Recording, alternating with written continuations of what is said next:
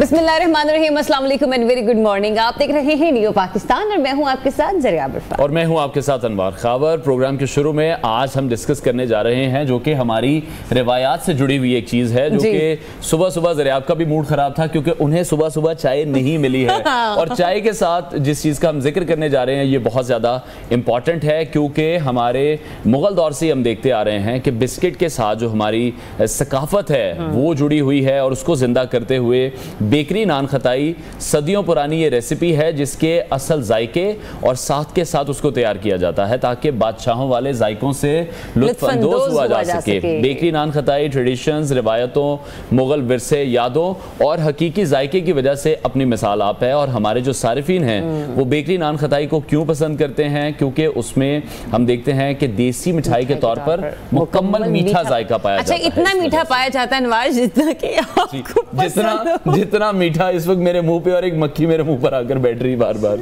Live show में, और हम यही डिस्कस कर रहे थे कि ये प्रोग्राम में होगा। बिल्कुल ऐसा ही है, तो ये मक्खी पकाने का इंतजाम भी वो भी किया जाए।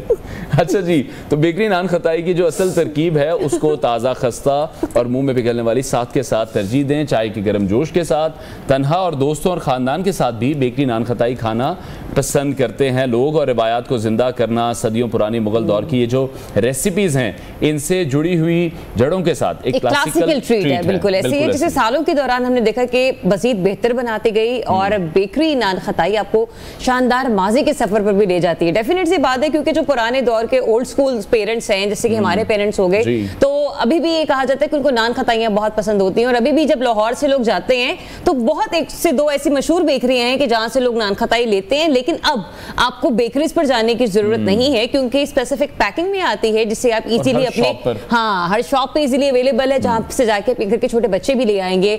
आपकी ग्रोसरी मार्ट से आपको मिल जाएगी, आपकी सोसाइटी की किसी न किसी स्टोर से मिल जाएगी। तो यही वजह है कि रवायात और सकाफत को जिंदा रखने में इसका एक अहम किरदार है, ताकि किसी को भी कभी भी अगर बेकरी नान खताई की याद सताए तो वो जाए स्टोर पर और उसे फौरी से ले आए, खरीद ले। बिल्कुल ऐसे आगे बढ़ते हैं, अब शामिल करते हैं टॉप स्टोरीज। 9 मई करने और करवाने वालों को सजा देनी पड़ेगी, DGI-SPR।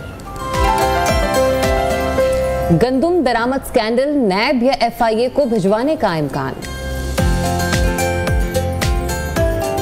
लाहौर में जराइम बेकाबू, शहरी गैर महफूज, जिम्मेदार कौन? मियां बीवी ने CSS का इम्तिहान एक साथ पास कर लिया। सानिया 9 मई पाकिस्तान की मुल्की तारीख में एक हादसे की हैसियत रखता है, ये हम सब जानते हैं। ये वो दिन है जब एक मखसूस ज़हनियत के लोगों ने मुल्की इदारों और शहदा की यादगारों पर हमले किए, जो कि बहुत ही अनफॉर्चुनेट था। कल इस सिलसिले में हमने देखा कि तर्जुमान पाक फ़ौज मेजर जनरल अहमद शरीफ ने यह कहा है कि 9 मई और फ़ौज पर हमला करने वाले जो भी लोग हैं वो सिर्फ अफवाज पाकिस्तान का मुकदमा नहीं है, बल्कि ये पूरे मुल्क का, पूरी अवाम का मुकदमा है। उन्होंने कहा कि 9 मई करने और करवाने वालों को आइन के मुताबिक सज़ा देनी पड़ेगी। इन्हें सजा ना दी गई तो फिर मुल्क में किसी की भी जान, माल, आबरू महफूज नहीं रहेगी, क्योंकि सजा और जजा के निज़ाम पर यकीन बरकरार रखने के लिए इन्हें सजा दें और जल्द अज जल्द दें। बिल्कुल ऐसा ही है। ताहम सियासी रहनुमाओं ने चुन चुन कर बताया कि यहाँ पर हमला करो, अवाम और फौज में नफरत पैदा करने वालों को कैफिर किरदार तक ना पहुँचाया जाए तो निज़ाम इंसाफ पर सवाल तो उठते ही हैं। इसके अलावा आपको ये भी बताते चलें कि सुप्रीम कोर्ट के लार्जर बेंच ने इस्लामाबाद हाई कोर्ट के जजेस के अदलिया में मुदाखलत के खत पर खुद नोटिस केस की समाअत की है, और इसी समाअत का जिक्र और इन खतूत का जिक्र कल की प्रेस कॉन्फ्रेंस में भी हमें नजर आया, जिस पर हमने DGI-SPR के जो रिमार्क्स थे वो यहाँ पर अभी क्लोज किए। इस समाअत में जस्टिस अतर मिनल्लाह ने अपना लिखा हुआ इजाफी नोट पढ़ा कि वफाकी हुकूमत एजेंसियां कंट्रोल करती हैं, वफाकी हुकूमत इल्जामात का जवाब दे। जिस पर चीफ जस्टिस ऑफ पाकिस्तान ने बात करते हुए कहा कि मैं इस दलील से इत्तफाक नहीं करता, अगर ऐसा है तो फिर आपको यहाँ नहीं बैठना चाहिए, कोई ऐसा कहे तो उसे यहाँ से बैठने के बजाय घर चले जाना। बिल्कुल। और गंदम दरामद स्कैंडल की बात करें तो $1 अरब के गंदम दरामद स्कैंडल का यह मामला है, जो कि नैब या FIA को भिजवाने का फैसला का इम्कान आज जाहिर किया जा रहा है। और साथ ही साथ ये भी बताया गया है कि गंदम दरामद स्कैंडल से मुतालिक इंक्वायरी रिपोर्ट मिलने पर नैब या FIA को भिजवाने का फैसला भी किया जाएगा। दूसरी तरफ वज़ीर आला सिंध ये कह रहे हैं कि गंदम स्कैंडल में जो भी मुलव्विस पाया गया उसे सज़ा ज़रूर मिलेगी। हालांकि ऐसा कभी भी नहीं हुआ, जितने भी कमीशन हम बनते हैं हम उसमें बारहा यही देखते हैं कि कोई भी पॉजिटिव जो है एक टर्न है वो हमें दिखाई नहीं देता। उधर नून लीग के कायद नवाज शरीफ ने तोशाखाना रेफरेंस में बरियत की दरख्वास्त दायर कर दी है और MKM पाकिस्तान ने सिंध असम्बली की 14 कायमा कमेटियों की चेयरमैनशिप का मुतालबा कर दिया है। MKM पाकिस्तान ने कायमा कमेटी बराए दाखिला, तालीम, सेहत, सनत और बल्दियात की चेयरमैनशिप का अब मुतालबा किया है। बिल्कुल ऐसा ही है। ताहम बरतानिया में शहजाद अकबर पर तेजाब फेंकने का वाक़या साबित न होने पर पुलिस ने तहकीकात बंद कर दी हैं। तो ये तमाम अब तक की टॉप डेवलपमेंट्स है जो कि कल से लेकर अब तक हुई है, लेकिन इनमें सबसे जो इंपॉर्टेंट थी वो थी सानेहा 9 मई के हवाले से DG ISPR की प्रेस कॉन्फ्रेंस। तो इसी मामले पर मजीद बात कर लेते हैं। हमें ज्वाइन कर रहे हैं सीनियर तज्जियाकार जनाब नज़ीर लगारी साहब। लगारी साहब बहुत शुक्रिया आपके वक्त के लिए। फरमाइएगा कि सानेहा 9 मई की साजिश का जायजा लिया जाए तो इसकी प्लानिंग ये थी कि बानी PTI की गिरफ्तारी के बाद तबले जंग बज उठेगा, क्योंकि उस मुबैना साजिश का इल्जाम अस्करी इदारों पर लगाया जाएगा और लगाया भी गया। इसलिए हमने देखा कि PTI वर्कर फौजी तनसीबात का रुख करेंगे, जहां फौज उनका तुर्की बतुर्की जवाब देती तो यूं मुल्क में खाना जंगी की फिजा बनती, मगर फौज ने उस पर जवाब कोई नहीं दिया। बात यह है कि सानेहा 9 मई जिसने भी प्लान किया है उसके खिलाफ कार्रवाई होनी चाहिए। क्या PTI का ये इल्ज़ाम या बानी PTI का ये इल्ज़ाम कि ये इदारों ने किया था, तो क्या इदारों ने अपने खिलाफ साजिश की थी?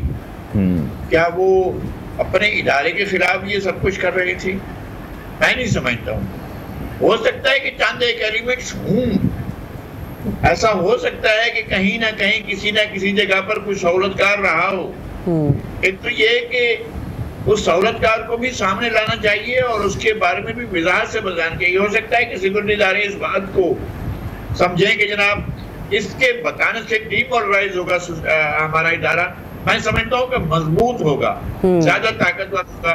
लगारी साहब सॉरी टू इंटरप्ट यू, कल कोर कमांडर मंगला के हवाले से इस प्रेस कॉन्फ्रेंस के बाद जब क्वेश्चन आंसर सेशन था तो गुफ्तगू हुई और वहां पर DG ISPR ने बबांगे दोहल इस बात का एतराज किया कि फौज के अपने अंदर भी इस मामले पर अकाउंटेबिलिटी का अमल जारी है। तो जिस तरफ आपने इशारा करे इसका जवाब भी कल वहां से इस प्रेस कॉन्फ्रेंस में हमें मिल गया है। मैं बिल्कुल सही कह रहा हूँ, मैं बिल्कुल वो कर रहा हूँ, इस बात को समझ रहा हूँ। और DG ISPR की जो मीडिया के साथ टॉक थी बहुत कॉम्प्रिहेंसिव थी और बहुत ज्यादा उन्होंने बिल्कुल नाप तोल कर बात की। कोई ऐसी बात नहीं की जिसको समझे कि यहाँ पर उन्होंने कमजोरी छोड़ दी है, वो बिल्कुल ठीक था। लेकिन मैं ये कह रहा हूँ कि उनका जिनका किरदार था उसका किरदार सामने आना चाहिए, लोगों को पता चलना चाहिए। इससे आर्म फोर्सेस मजबूत होंगी और इससे अवाम का और आर्म फोर्सेस का रिश्ता मजबूत होगा। ठीक है। तो लगारी साहब कल जिस तरह से DG ISPR ने ये वाजे भी कर दिया है कि जो बातचीत का अमल है वो सियासी जो टोला इंतशारी टोला उससे बातचीत तो बिल्कुल भी नहीं होगी, जबकि पाकिस्तान तहरीक इंसाफ को हमेशा से हम यही देखते आए हैं। वो वाजे तौर पर ये कह चुके हैं कि हमने तो एक कमेटी बना रखी है एस्टैब्लिशमेंट से बात करने के लिए, हम किसी सियासी जमात से बात नहीं करेंगे। तो कल तो ये मैसेज लाउड एंड क्लियर था फिर कि आपको सियासी जमातों से ही मुज़ाकरात करने हैं, उन्हीं से बातचीत करनी है जिनमें नून लीग है, पीपल्स पार्टी है, MKM है। नहीं तो एस्टैब्लिशमेंट के साथ अब एस्टैब्लिशमेंट का मतलब मिलिट्री लिया जा रहा है। तो मैं कहता हूँ उसके साथ मुज़ाकरात का आपका काम क्या है? किसी भी सियासी पार्टी का, वो PTI हो, वो पीपल्स पार्टी हो, वो नून लीग हो, वो कोई भी जमात हो, उसका काम क्या है कि वो जाकर जो है सिक्योरिटी फोर्सेस के साथ या आर्म फोर्सेस के साथ मुज़ाकरात करे? क्या मतलब है आपका? जो मुज़ाकरात की बात कर रहे हैं उनको शर्म नहीं आती कि वो सियासी लोग हैं? वो इस बात की जरा सा भी हया नहीं है कि वो सियासी लोग हैं और वो सियासी बात ही कर सकते हैं और सियासत के बारे में बात कर सकते हैं? क्या काम है कि सरहदों पर आपके मुहाफिज खड़े हुए उनके साथ हम उनके साथ बात करेंगे? क्यों बात करेंगे आप उनके साथ?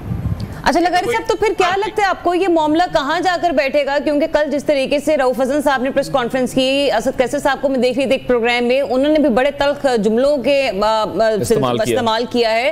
तो ये मामला आपको कहाँ रुकता हुआ दिखाई दे रहा है? क्योंकि 9 मई को तो खुद PTI ने बहुत सारे जलसे जुलूसों के हवाले से भी ऐलान कर दिए कि निकाले जाएंगे। तो ये डेस्परेट होने की अलामत है और वो ये समझ रहे हैं कि इससे वो मजबूत हो रहे हैं, तो नहीं हो रहे हैं। मैं कह रहा हूँ तो सियासी अमल के बगैर मजबूत नहीं हो सकते हैं, उन्हें सियासी अमल करना पड़ेगा। सियासी लोगों के साथ शदीद नापसंद करते हूँ तब भी सियासी लोगों के साथ मुज़ाकरात की मेज पर बैठना होगा। किसी भी जगह से कोई और तरफ से जो सियासत के अलावा कुछ चीज है। आपके पास सियासत का फोरम मौजूद है, पार्लियामेंट मौजूद है, पार्लियामेंट इसका सुप्रीम इदारा है, आप पार्लियामेंट की बड़ी पार्टी हैं, बड़ी पार्टी के तौर पर आपको अगर इख्तियार नहीं मिला है, चूंकि एक हंग पार्लियामेंट आई है, तो आप अपोजिशन में बैठे। अब आपका बुनियादी जिम्मेदारी ये है कि आप मुज़ाकरात करें। ये इस तरह की जंगजुआना बातें छोड़ दें। आप जंगजू नहीं हैं, आप इनकलाबी नहीं हैं, आप मार्क्सिस्ट नहीं हैं, आप लेनिन के पैरोकार नहीं है, नहीं कर सकते। आप इमाम ख्वानी के पैरोकार नहीं हैं, आप किसी इनकलाबी को नहीं, आप किसी कबीरा नहीं हैं। आप एक मिडिल क्लास मीडियाकर एक अनऑर्गेनाइज्ड गैर मुनज़्ज़म एक टोला है जिसकी कोई हैसियत नहीं है। और वो नहीं है कि जनाब आप सोचें कि हम ऑर्गेनाइज्ड टोले के तौर पर काम करेंगे, नहीं हो सकता है आपको करेंगे। ठीक है, और चीज होती है। और लेकिन लगारी साहब हम ये देख रहे हैं कि इन तमाम चीज़ों का जो सिलसिला है वो तो फिर कहीं भी रुकने में नहीं आया। जहां जहां पाकिस्तान तहरीक-ए-इंसाफ को जो भी मौका मिलता है वो उसको यूटिलाइज करते हैं, हुकूमत को डिस्टेबलाइज करने में, एस्टेब्लिशमेंट के खिलाफ बातें करने में। जिस तरह से हमने पहले भी देखा KP से जिस तरह से इस्लामाबाद पर धावा बोला गया, IMF को जिस तरह से खत लिखा गया कि पाकिस्तान को पैसे ना दिए जाएं, इन तमाम चीज़ों के लिए भी तो कहीं ना कहीं से फंडिंग हो रही है। सोशल मीडिया पर जो लोग बैठे हैं इदारों के खिलाफ नफरत फैला रहे हैं, ये इदारों को तो इस चीज़ को देखना ही है, लेकिन जवाब तो पाकिस्तान तहरीक-ए-इंसाफ को ही देना है, क्योंकि ये नैरेटिव तो उन्होंने ही बिल्ड किया है। नहीं, नैरेटिव बिल्ड किया है। अगर ये सारा कुछ हमारे सामने है तो क्या उन इदारों के सामने नहीं है जिनके खिलाफ ये प्लानिंग कर रहे हैं? क्या उन तमाम इदारों की जिम्मेदारी नहीं बनती है कि एक ही चीज खोल कर सामने लाए? इनके राब्ते सारे के सामने। भाई जब चीजें फॉरेन फंडिंग केस में आ गए हैं कि आपको राह और मोसाद की तरफ से जो है वो फंडिंग हो रही है, तो फिर आप अपने आप को कहाँ खड़ा करेंगे? एक ऐसी पार्टी जो बाकायदा इंडियन इसराइली सिटीजन से और वहाँ की एजेंसियों से पैसे लेती हो, तो आपको उनका मकासद समझ नहीं आते। उनके मकासद तो वाज़ेह हैं। जो इलेक्शन कमीशन में इनने जमा करवाया है, जो भी लिस्ट इनकी, वो लोग कौन थे, उन लोगों के बारे में तमाम चीजें वाज़ेह होकर सामने आ गई। मुझे कोई क्यों देगा 1 रुपया 10 रुपए 5 रुपए किसी भी काम के लिए? ये क्या बात हुई? और मैं किसी काम के लिए 10 रुपए लूंगा तो उसका क्या मसरफ होगा, क्या मतलब होगा? अगर मुझे कहा जाता है कि जनाब आप जो है वो पुरानी चीज बेचें, तो मैं उस चीज को, कोई भी चीज होगी, कमोडिटी होगी, कोई सब्जी होगी, फ्रूट होगी, प्याज होंगे, मैं बेचूंगा तो उसका मुआवजा मिलेगा। ये किस चीज का मुआवजा है जो आपको अदा किया जा रहा है? तो ये मालूम करना चाहिए। लगारी साहब, एक और अहम मामला ना, जब आप केसेस के हवाले से भी बात करें तो कल खुद DGISPR ने भी अदलिया की कार्रवाइयों पर, अदलिया जिस तरीके से केसेस को देख रही है उस पर भी एक सवाली निशान लगाया कि क्या वजह है कि 1 साल होने को आ गया, अभी तक सारे 9 मई के जो किरदार हैं, जो मुल्जिमान हैं, उनको सजा नहीं हो सकी। फिर मीनवाइल हम ये भी देख रहे हैं बड़े हाई प्रोफाइल केसेस चल रहे हैं सुप्रीम कोर्ट में भी, जिस पर कल भी समाअत हुई और इस्लामाबाद हाई कोर्ट के जजेस ने अदलिया में मुदाखलत के हवाले से जो अपना मौकिफ रखा, उस पर जस्टिस अतर मीन अल्लाह ने अपना लिखा हुआ इजाफी नोट पढ़ा कि वफाकी हुकूमत एजेंसियां कंट्रोल करती है। और मीनवाइल जो बानी PTI के वकला से जब उनकी मुलाकात हुई तो वो भी किसी एक जज का हवाला देकर बता रहे थे कि हमसे कनपटी पर बंदूक रखवा कर फैसले किए जाते हैं। तो जाहिर है अगर ये इस तरह की चीजें हैं, पहली बात तो ये है कि कोई भी शख्स अगर कनपटी पर बंदूक रखकर अपना फैसला करता है तो उसे उस फैसले का वो मजाज नहीं है, वो अपने आप को इस बात पर अहल नहीं समझता है। जो कनपटी पर बंदूक के होते हुए फैसले करता है तो उसे नहीं होना चाहिए, उस मनसब पर उसे हट जाना चाहिए। यहाँ सब मनसब ये तकाजा करता है कि आप बिला खौफ खतर, आप हर तो चाहते हैं कि बिला खौफ खतर काम करेंगे, तो ये क्या बात हुई कि हमसे फैसले कराए जाते हैं बंदूक की नोक पर? तो आप ना बैठे वहां पर, आपको उठ जाना चाहिए जी। और फिर आपको जाकर बात करनी चाहिए, किसने आपके सर पर बंदूक रखी थी, किसने आपको बंदूक की नोक पर आपने फैसला लिखवाया था, और फिर आपने उनको क्या किया है? आपके पास एक राइट है बहुत बड़ा कि जनाब आप उसको फौरी तौर पर कंटेम्प्ट ऑफ कोर्ट में बुला सकते हैं और उससे ये जवाब मांग सकते हैं कि क्यों किया आप सजा दे सकते हैं। आपने नहीं किया है, आपने कनपटी पर बंदूक देखी और फैसला दे दिया। ये बिल्कुल खिलाफ, ये नहीं, आपके ज़मीर के खिलाफ था, आपने अपने ज़मीर के खिलाफ फैसला दिया। हम इस बात पर कोई भी जाजू अगर वो ज़मीर के खिलाफ फैसला करते हैं, अगर वो किसी डर से, खौफ से, धमकी से फैसला करते हैं, तो फिर उन्हें नहीं बैठना चाहिए। सीधी बात है कि नहीं बैठना। बिल्कुल, और चीफ जस्टिस की भी यही स्टेटमेंट थी जब अतर मीन अल्लाह साहब ने इजाफी नोट पढ़ा, तो चीफ जस्टिस ने भी ये कहा कि फिर तो आपको यहाँ पर होना ही नहीं चाहिए अगर आप ये समझते हैं कि एजेंसियां वफाकी हुकूमत को कंट्रोल करती हैं। मैं अर्ज करता हूँ, बात यह है कि जिस जमात का नाम PTI उसने काश्तकारी की थी, वो खुद काश्तकारी की पैदावार था, उसने काश्तकारी की थी। उसने मुख्तलिफ इदारों में मुख्तलिफ जगहों पर अपने अपने लोग बिछाए, अपने अपने हमदर्द बिछाए, अपने अपने साथी बिछाए, और वो अपने कार्रवाई कर रहे हैं, कहीं भी कर रहे हैं। तो इससे पहले आप बहुत सी चीजों को उठाकर देख सकते हैं। मैं कानून का एक आम सा तालिब इल्म, मैं समझता हूं कि जिन चीजों में रिलीफ नहीं बन रहा था वो रिलीफ मिलता रहा है जी। बात यह है कि आप कानून का क्या करेंगे। मैं जो DGISPR की बात है उसके ऊपर मैं 1 साल से कह रहा हूं कि भाई इन्वेस्टिगेट करें, ये जो कुछ भी हुआ तो लगारी साहब कल 1 साल मुकम्मल हो जाएगा सानिया 9 मई को। आप देख रहे हैं जिस तरह से DGISPR ने भी कहा कि सानिया 9 मई करने वालों को, करवाने वालों को सजा देनी पड़ेगी, ये हमें करना पड़ेगा। आपको लग रहा है कि ये होगा या फिर मुआफी तलाफी हो जाएगी? नहीं, मेरा तो DGISPR से सवाल ये है कि वो कब होगा ऐसा, कब सजा दी जाएगी। सवाल ये है कि अगर 2000 लोग फर्ज करते हैं 2000 लोग गिरफ्तार हैं, अगर 2000 लोगों का इंडक्टमेंट हो चुका है, उन पर फर्द जुर्म आयद हो चुकी है, उनकी इन्वेस्टिगेशन मुकम्मल हो चुकी है, उनकी प्रोसिक्यूशन हो चुकी है, वो ट्रायल में है, तो मैं मान लूंगा। नहीं है ट्रायल में, नहीं उन लोगों के ऊपर किसी पर फर्द जुर्म, चार लोगों पर फर्द जुर्म आयद की गई है, जो तमाम लोग थे अब भी बैठे हुए हैं, जो जेलों में हैं। मैं कहता हूँ खवातीन बैठी हैं, अगर खवातीन के ऊपर सॉलिड मौजूद हैं सबूत, तो आप उन तमाम लोगों के मामलात को कोर्ट में ले जाएं, उन पर फर्ज जुर्म आयद करें, उनको ट्रायल करें। फिर ट्रायल करने के बाद आप फैसला करेंगे तो फिर करेंगे तो कयामत का इंतजार है ना। ये कर लिया जाए, जिसने भी ऐसा कोई काम किया है जो रिट ऑफ द स्टेट के बरक्स जाता है, तो फिर आपको कार्रवाई करनी है। अच्छा लगा साहब, एक जुमला DGISPR ने कहा कि सिद्के दिल से मुआफी मांगे तो ही मामलात को देखा जा सकता है, लेकिन बात जो है जी मैं नहीं मानता इस बात को। कोई माफी नहीं है, इस जिस चीज की माफी नहीं है वो नहीं है। वो एक शख्स जाकर किसी को कत्ल करते हैं उसको माफी देंगे? तो फिर जिन पाकिस्तान तहरीके इंसाफ के लोगों ने प्रेस कॉन्फ्रेंस की, मुआफी तलाफी हुई, उनके ऊपर से केसेस खत्म हो गए लगारे साहब, तो फिर रियासत ने आगे तो बढ़ना है ना। मैं सिर्फ, आप बहुत तजुर्बेकार हैं, मैं सिर्फ इसलिए पूछ रही हूँ कि ये मामला फिर आगे बढ़ेंगे कैसे, क्योंकि कुछ बेगुनाह लोग भी हैं जो कि हाँ जेलों में मुक़य्यद हैं, लेकिन कुछ ऐसे लोग बाहर हैं कि जो कि इस सानहे में मुलव्विस थे। रियासत पर हमला करना, रियासत के खिलाफ बगावत करना, रियासत को चैलेंज करना, अगर ये कंपाउंडेबल है तो आप सुलहनामा कर लीजिए। अगर कंपाउंडेबल नहीं है, कोई भी शख्स अगर रियासत पर हमला करता है, अगर ये कंपाउंडेबल है तो आप कर लीजिए सुलह, अगर नहीं है तो फिर आप सुलह नहीं कर सकते। ठीक है। और एक प्रोपेगेंडे की सियासत भी जो है वो पाकिस्तान तहरीक इंसाफ की तरफ से की जा रही है। जिस तरह से कुछ खबरें मौसूल हुई शहजाद अकबर तेजाब हमला केस के हवाले से, वो भी साबित नहीं हुआ, और ये भी कोई पहला वाकया नहीं है। इससे पहले भी बानी PTI शहबाज गिल के मुतालिक कुछ अजीबो गरीब बातें करते रहे हैं, आजम सवाती कुछ इल्ज़ामात लगाते रहे हैं, और कुछ रोज़ पहले की बात है जहाँ जिक्र हो रहा था कि बुशरा बीबी को जहर देने की कोशिश की जा रही है। तो इस तरह सियासी पार्टियाँ आखिर इस तरह के इल्ज़ामात खासतौर पर पाकिस्तान तहरीक इंसाफ क्यों इसको एक शील्ड के तौर पर इस्तेमाल करती है? यहाँ तो गोलियों की बुछार चलती है और शलवार में आकर गोलियां फंस जाती हैं। इस पर इल्जाम आप क्या करेंगे जी? यहाँ पर आपने किसी को नहीं दिखाया, किसी भी जगह पर जाकर लीगल रिपोर्ट हासिल नहीं की है। जब नहीं किया तो आप किसी पर इल्जाम क्यों लगा रहे हैं कि बुढ़ा की नाक पर जा लगी, उसके सर के ऊपर से गुजर गई, मेरी शलवार में 4 गोलियां फंस गई? क्या मतलब इस बात का? ये सब उन्होंने कहा था ना, इन इल्जामात का क्या मकसद था? मैं समझता हूं कि ये टोटल अनबिलीवेबल बात है, इसको कोई बिलीव नहीं करेगा, और इनके इल्जामात बोगस फ्रॉड हैं, और ये एक ऐसे मखलूक है जो कभी लॉजिक से, मंतक से, अखलाक से, किसी बात से भी कायल होने वाली नहीं है।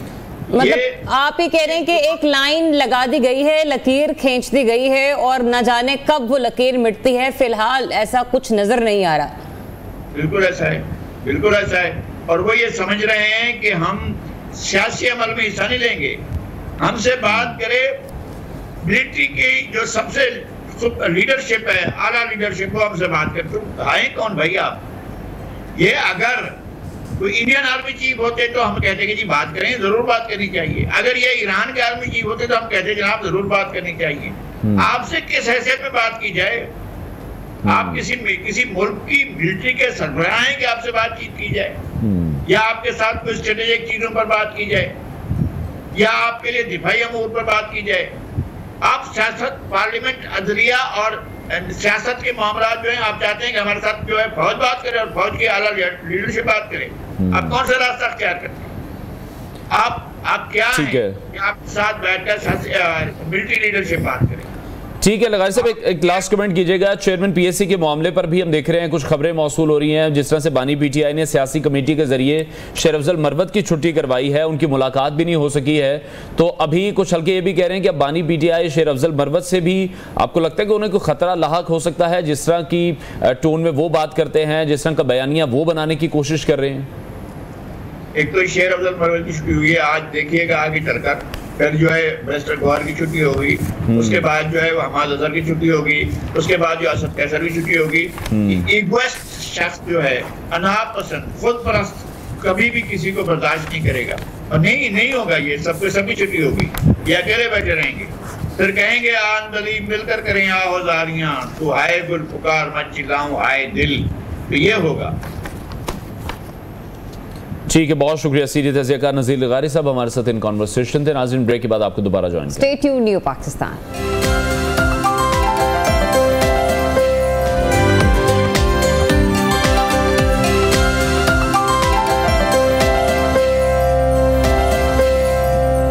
जी वेलकम बैक वंस अगेन। जब हम मुल्क में अमन अमा के हवाले से बात करते हैं तो अमन अमा में हमारी सिर्फ जानें नहीं आती हैं, हमारे माल का तहफ़्फ़ुज़ भी बहुत ज़रूरी होता है। जब आपका जान और आपका माल ही महफूज ना हो तो बहुत से सवाल निशान उठने लगते हैं। स्पेशली अगर हम लाहौर के हवाले से आज बात करें तो लाहौर का एक इलाका है चुंग। यहाँ पर एक वारदात हुई जहाँ दिन दिहाड़े डाकुओं ने एक घर के अफराद को यरगमाल बनाकर डकैती कर डाले, जिसकी CCTV फुटेज मंजर आम पर आई और फुटेज में बाकायदा तौर पर आप विटनेस कर सकते हैं कि 5 डाकू कार पर आए, घर वालों को यरगमाल बनाया और फिर डकैती कर फरार हो गए। ये बात यहां तक महदूद नहीं रही।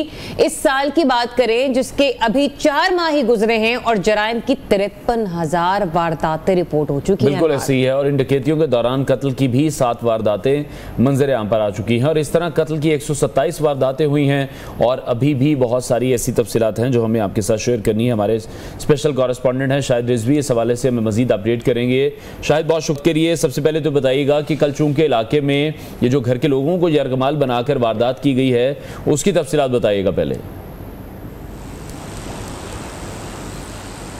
बिल्कुल, लाहौर शहर में जो है अगर बात की जाए स्ट्रीट क्राइम समेत दीगर जो मुख्तलिफ जराइम की वारदातें हैं इनमें रोज़ बरोज़ इजाफा होता चला जा रहा है। बात की जाए तो लाहौर में पहले 4 माह के दौरान अगर वारदातें जो हैं इनमें इजाफा हुआ है। 53,204 वारदातें जो हैं वो कुल रिकॉर्ड की गई हैं पुलिस रिकॉर्ड के मुताबिक। अगर इसी अरसे के दौरान गुज़िश्ता साल की 2023 की बात की जाए 4 माह के दौरान तो ये वारदातें जो हैं 60,553 थी, जिसमें अगर बात की जाए डकैती मुज़ाहमत पर कत्ल जो एक सबसे खौफनाक बात है। लाहौर शहर में 4 माह के दौरान 7 अफराद जो हैं डाकुओं ने इनको बेरहमी से कत्ल किया है। डकैती मुज़ाहमत पर लूट मार के बाद इनको जो है फायरिंग करके मौत की घाट उतारा है। इसी अरसे के दौरान अगर 2023 की बात की जाए तो ये वारदातें जो है 5 थी, 5 अफराद कत्ल हुए थे।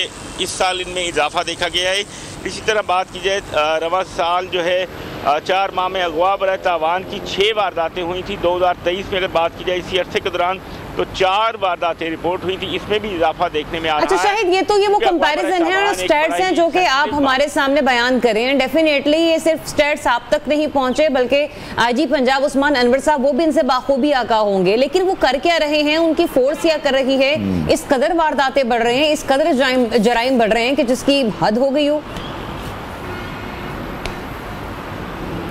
देखें, IG पंजाब में जो लाहौर पुलिस के सरबराह हैं या ऑपरेशन विंग के जो कमांडर हैं जो नए तैनात हुए हैं उनकी जानिब से यही दावा किया जा रहा है कि लाहौर में जो है स्ट्रीट क्राइम, चूँकि लाहौर पंजाब का सूबाई दारुल खिलाफा है जिसकी आबादी जो है अगर इसकी बात की जाए तो सूबे की आबादी एक तरफ है और लाहौर शहर की आबादी एक तरफ है तो यहाँ पर जो है वारदातें रोकने के लिए वो मीटिंगें तो करते हैं, लेकिन उस पर जो है डाकू अमल दरामद नहीं होने देते। डाकू जो है अपने लूट मार छीना झपटी में शहरियों से मसरूफ़ हैं। शहरी अगर अपने घर की दहलीज पे पहुंचता है तो डाकू पीछे उनका ताक़ुब करते हुए घर की दहलीज पर भी लूट कर ले जाते हैं। अक्सर CCTV फुटेज आपने भी देखी है, हमने भी उनको ब्रेक किया है कि डाकू जो है कोई फैमिली है या कोई बहन भाई है या कोई अकेला शख्स अपने दफ्तर से या रात को कोई दवाई लेकर भी शहरी अपने घर के बाहर आता है तो डाकू उसका ताक़ुब करते हुए उसके घर की दहलीज पर आकर। तो शाहिद ये बताइएगा, हमारे पास पंजाब पुलिस के एतबार से अगर देखा जाए तो किस कदर नफरी मौजूद है कि क्या हम लोग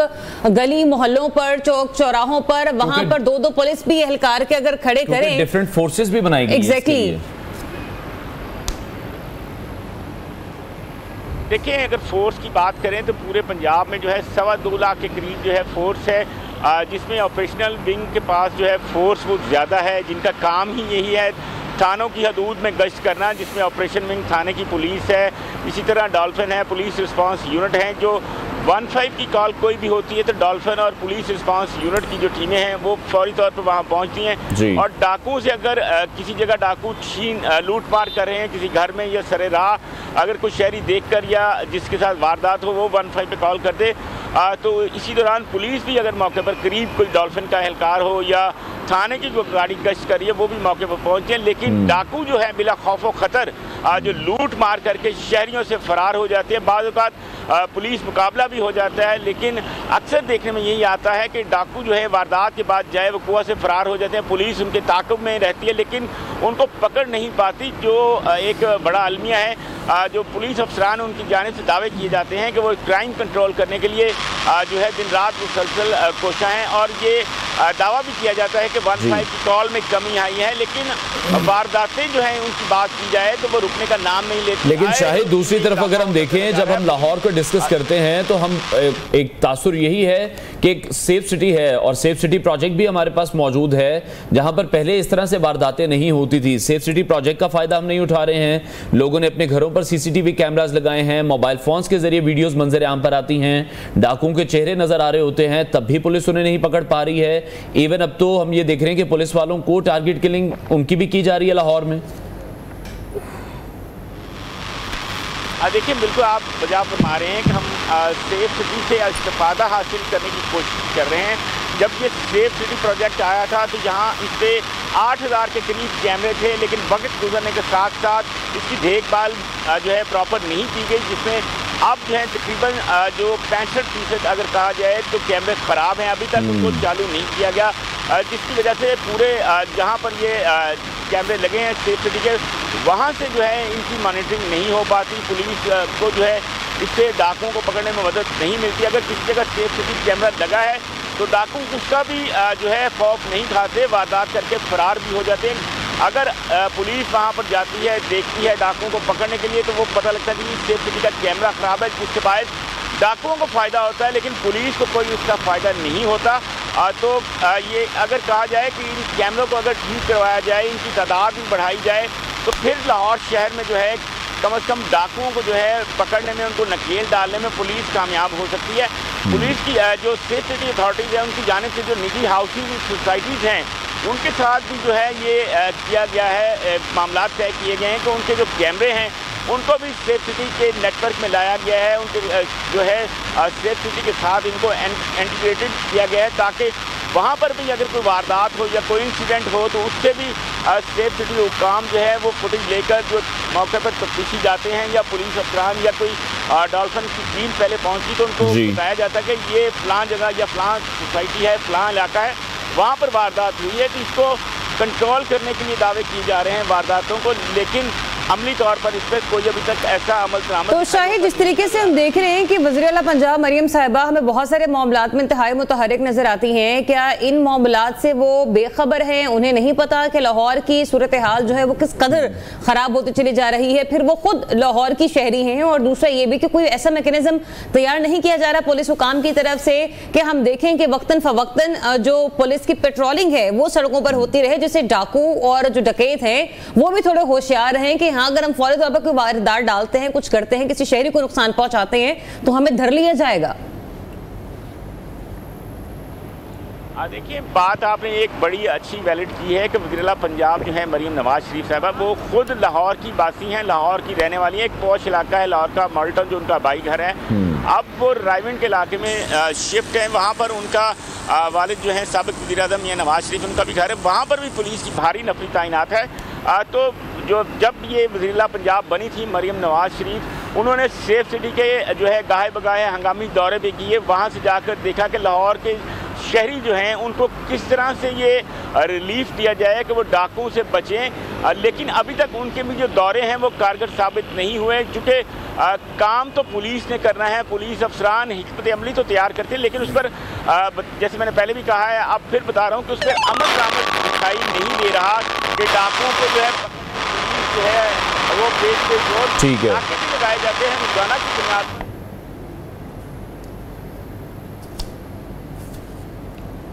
ठीक है, तो शाहिद अभी जिस तरह से आप हमें ये ब्रीफ कर रहे थे कि तकरीबन 65% से ज़ायद जो सेफ सिटी के कैमरास हैं, आप कह रहे हैं कि वो ख़राब हैं, तो ये जो अथॉरिटी है ये किसके अंदर फिर आ रही है? किसने इसकी मेंटेनेंस नहीं करवाई? कौन इसका जिम्मेदार है? देखिए, बात यह है कि सेफ सिटी जो है वो खुद एक अथॉरिटी है, एक अलहदा इदारा है। पुलिस का ये वैली इदारा है, ये अपने इसका सरकार जो है, इसका मैनेजिंग डायरेक्टर है, वो खुद जो है इसके मामला तमाम तरह अथॉरिटी खुद सेफ सिटी देखती है। इसको लाहौर में है, लाहौर से अब इसका नेटवर्क जो है वो दूसरे शहरों में भी फैलाया जा रहा है।